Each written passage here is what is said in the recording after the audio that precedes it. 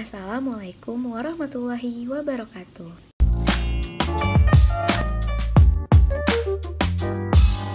Hai, perkenalkan nama saya Karisha Prameswari Harisman. Saya mahasiswi Universitas Bhayangkara Jakarta Raya, Fakultas Ilmu Komunikasi kelas 4 A5. Saya di sini ingin memenuhi tugas ujian akhir semester mata kuliah Kajian Media Sosial. Di sini saya akan membahas satu topik yang sangat menarik yang terdapat dalam buku Danah Boyd yang berjudul It's Complicated. Buku ini menceritakan tentang keluhan orang tua, kekhawatiran orang tua terhadap penggunaan internet dan media sosial pada remaja. Di dalam buku ini terdapat topik-topik yang sangat menarik yang enak banget buat dikulik. Tapi saat ini saya akan mengulik atau membahas satu topik yang menurut saya ini perlu untuk dibahas, yaitu privacy.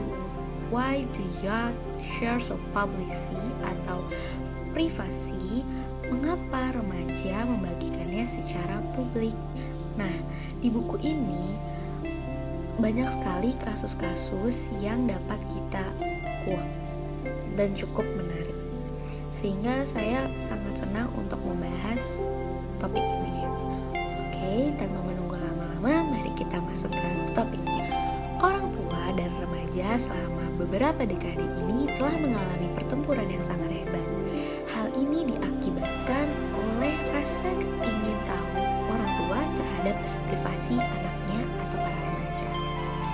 Banyak remaja yang mengeluh terhadap tindakan orang tua mereka, seperti ingin tahu dengan siapa anaknya menerima telepon dan mengikuti anaknya bermain bersama dengan teman-temannya. Tetapi di sisi lain, orang tua takut terhadap tindakan anak mereka yang dibagikan ke media sosial. Seperti contohnya remaja perempuan yang memakai pakaian minim lalu membagikan fotonya ke media sosial. Sudah sejak lama, remaja menolak privasinya diganggu oleh orang tua mereka. Media sosial telah memperkenalkan dimensi baru tentang pertikaian antara ruang dan ekspresi seseorang.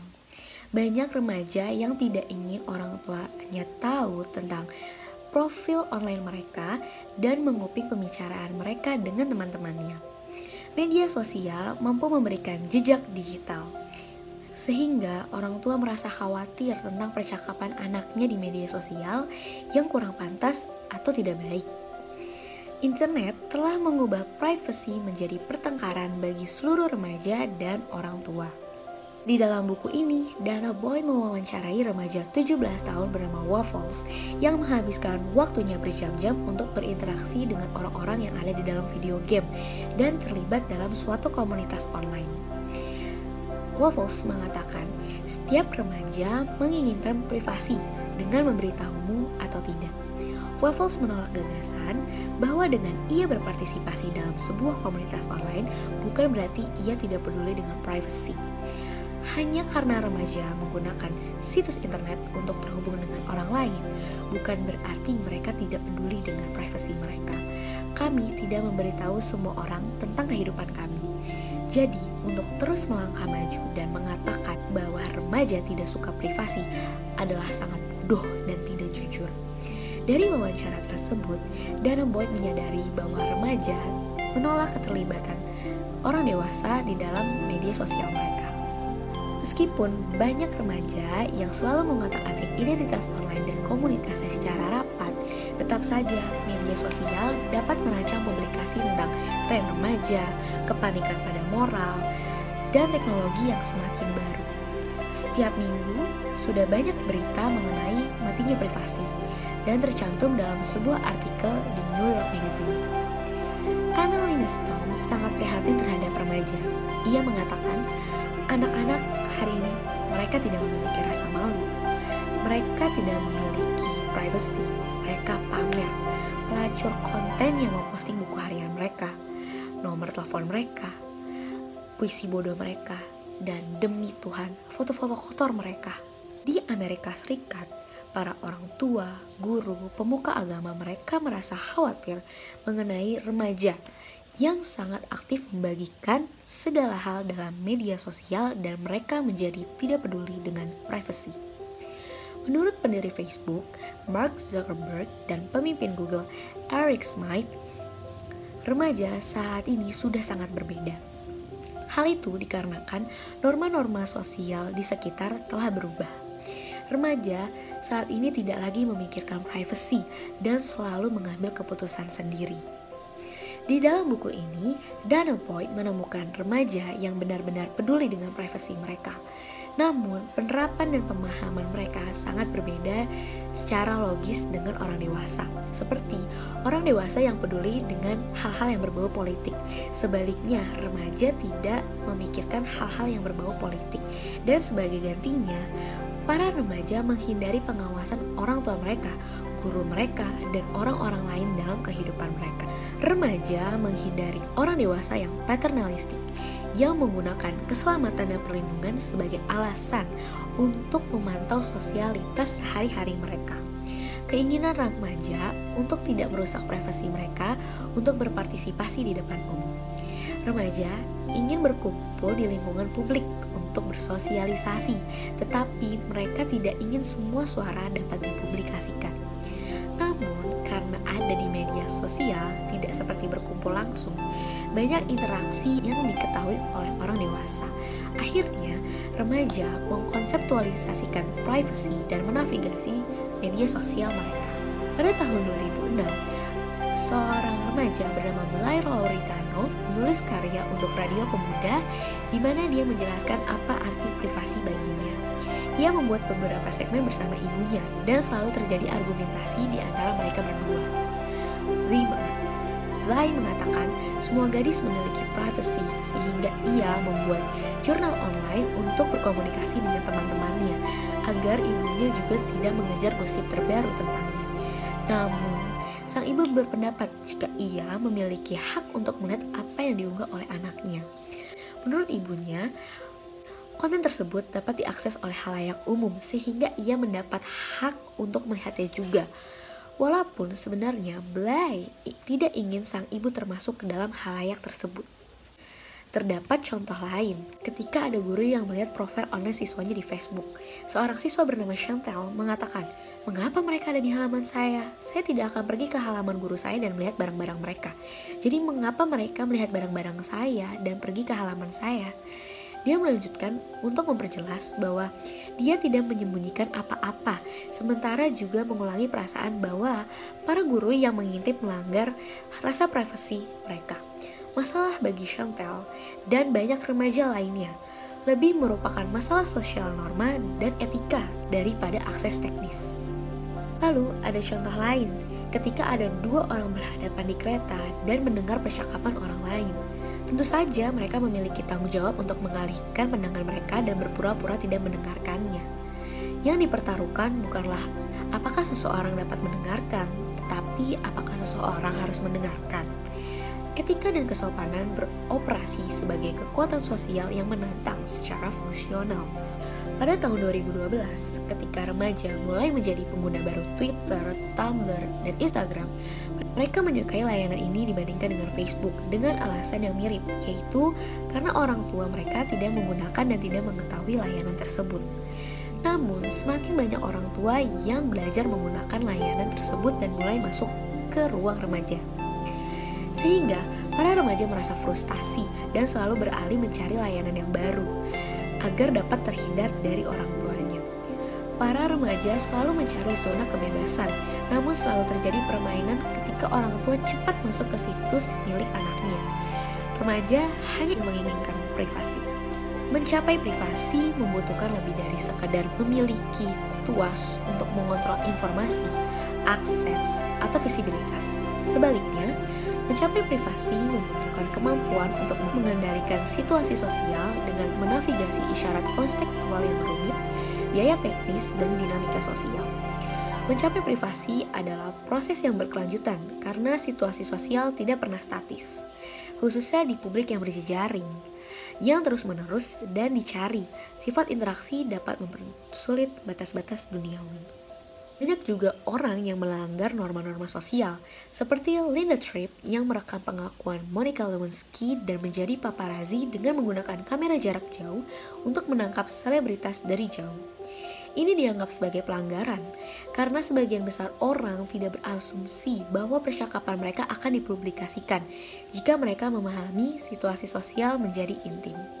Telah banyak media yang dirancang untuk lebih mudah membagikan berbagai informasi.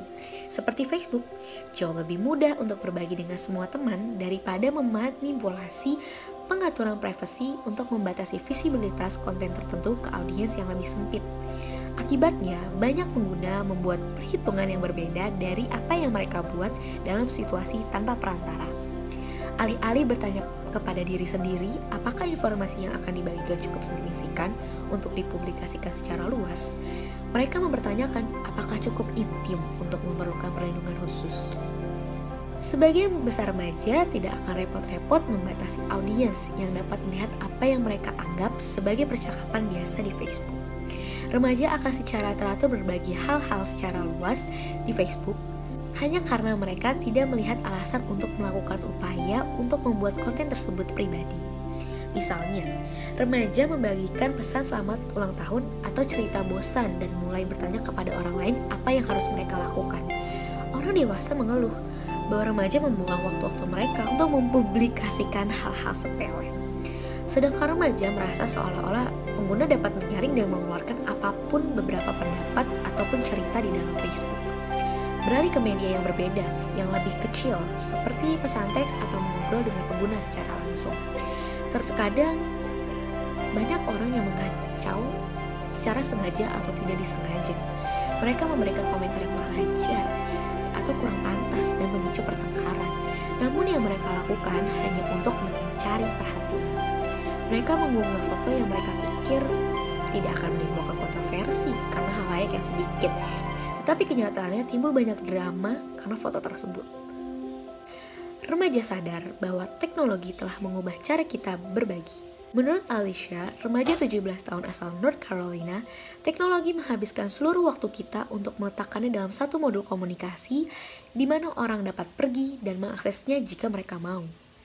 Alicia tidak menyerah pada privasi, hanya karena dia memilih untuk berbagi secara luas. Sebaliknya, ia percaya bahwa ia dapat mencapai privasi dengan memilih apa yang tidak boleh ia bagikan. Dengan memusatkan perhatian pada apa yang harus dijaga kerahasiaannya, apa yang harus dipublikasikan, para remaja sering secara tidak sengaja memainkan peran retorika umum lainnya. Gagasan bahwa privasi hanya diperlukan bagi mereka yang memiliki sesuatu untuk disembunyikan. Memang, banyak remaja secara sadar mencari privasi ketika mereka mencoba membatasi akses ke audiens yang lebih sempit, baik karena rasa hormat atau karena rasa takut. Tetapi, karena konten yang semakin kuat, remaja jauh lebih sadar akan konsekuensi yang tidak diinginkan dari ketersediaan data yang dapat dengan mudah diambil di luar konteks di lain waktu. Contoh lain, Shamika, remaja 17 tahun asal DC, menghapus semua kontennya yang ada di Facebook karena setiap konten yang ia buat, teman-temannya selalu memberikan komentar yang menimbulkan drama atau kontroversi. Sehingga setiap ia masuk ke dalam laman Facebook, jika ada yang memberi komentar, dia langsung menghapus komentar tersebut. Pada tahun 2013, remaja mulai menggunakan aplikasi Snapchat untuk berbagi foto. Namun, para remaja menggunakan aplikasi tersebut dengan disalahgunakan. Mereka membagikan foto yang tidak pantas dan merusak diri sendiri. Media menyebut ini sebagai sexting. Dana Boyd bertanya kepada remaja yang menggunakan aplikasi ini. Dan mereka menjawab aplikasi ini tidak dimaksudkan untuk jangka panjang atau dapat dilihat oleh anak dan cucu mereka. Para remaja sekarang menghadapi teknologi dengan membuat keputusan berdasarkan dengan apa yang mereka capai saja. Remaja sangat sulit membuat konten pribadi daripada membagikan segalanya secara luas, dan mereka berbagi apa saja. Bahkan, remaja menciptakan kesan bahwa mereka telah menyerah pada privasi. Bukannya remaja membutuhkan perhatian yang luas, mereka hanya tidak ada alasan untuk meminimalisir konten yang mereka unggah.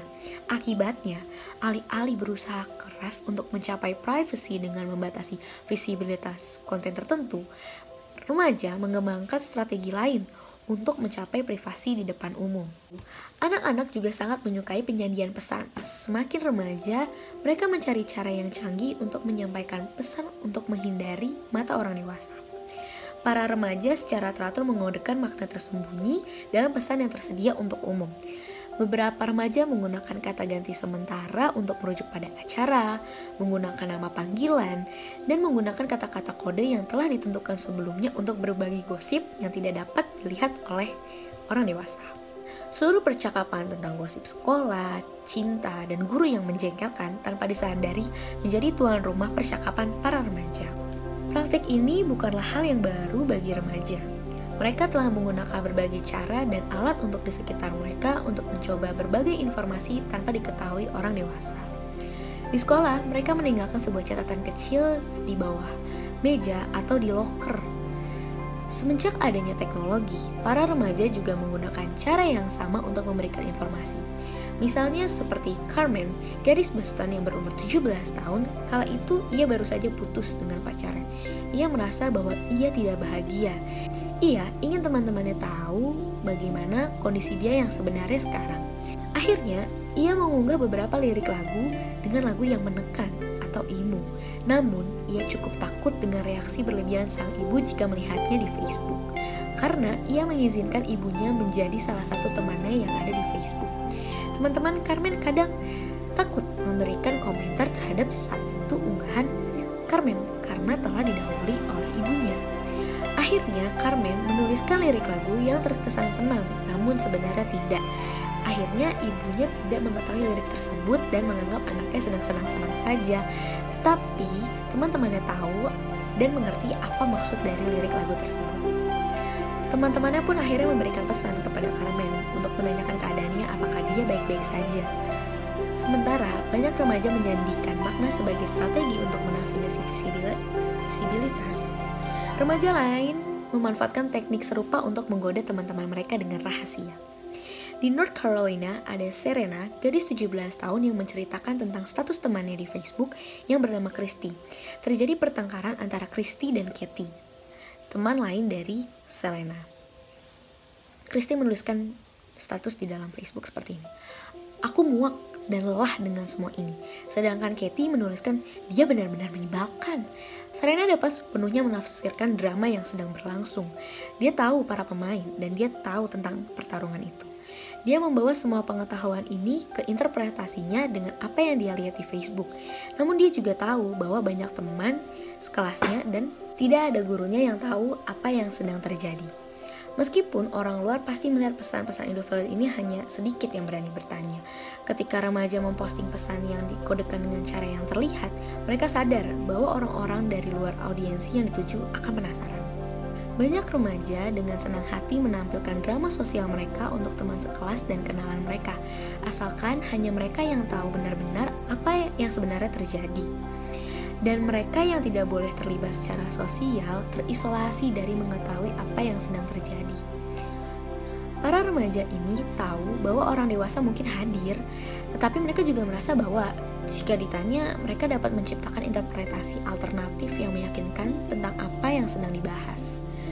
Melalui bahasa yang disandikan seperti itu, remaja dapat mengecualikan orang-orang yang bukan bagian dari siklus gosip di sekolah, termasuk orang tua, guru, dan teman sebaya di luar lingkungan sosial langsung mereka. Banyak strategi privasi yang diterapkan remaja, dimaksudkan untuk melawan dinamika kekuatan yang muncul ketika orang tua dan orang dewasa lainnya merasa seolah-olah mereka memiliki hak untuk menonton dan mendengarkan. Mereka menggeser alat dan menyandikan konten, menggunakan pengaturan privasi dan menuntut privasi. Masalah muncul ketika remaja mulai menipu untuk menjaga rahasia kebenaran. Tetapi pada umumnya, ketika remaja berbagi untuk menciptakan rasa privasi, mereka hanya menyatakan hak pilihan dalam konteks sosial, di mana kekuatan mereka secara teratur kurang. Cara paling umum yang diungkapkan ini adalah ketika remaja sistematis mengecualikan informasi tertentu dari apa yang sebaliknya merupakan kisahnya. Misalnya, banyak remaja memberitahu orang tua mereka tentang apa yang terjadi di sekolah tanpa memberitahu mereka informasi yang lebih jelas. Di satu sisi, para remaja ingin bersembunyi. Tetapi di sisi lain, mereka ingin berbagi untuk mempertahankan ruang privasi. Privasi bukanlah konstruksi statis. Ini bukan properti yang melekat dari informasi atau pengaturan tertentu. Ini adalah proses di mana orang berusaha untuk memiliki kontrol atau situasi sosial dengan mengelola tayangan, arus informasi, dan konteks. Privasi sangat berharga karena sangat penting untuk perkembangan pribadi. Seiring bertambahnya usia remaja, mereka ingin merasa seolah-olah mereka itu penting. Privasi sangat penting bagi mereka yang terpinggirkan atau kurang hak istimewanya dalam masyarakat. Remaja tidak menyerah pada privasi, bahkan jika upaya mereka untuk mencapainya sering dirongrong oleh orang-orang yang memegang kekuasaan atas mereka.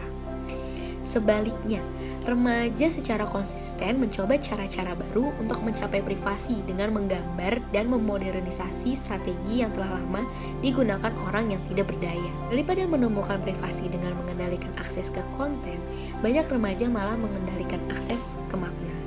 Sangat mudah untuk menganggap privasi dan publisitas sebagai konsep yang berlawanan, dan banyak teknologi dibangun dengan asumsi bahwa Anda harus memilih untuk menjadi pribadi atau publik.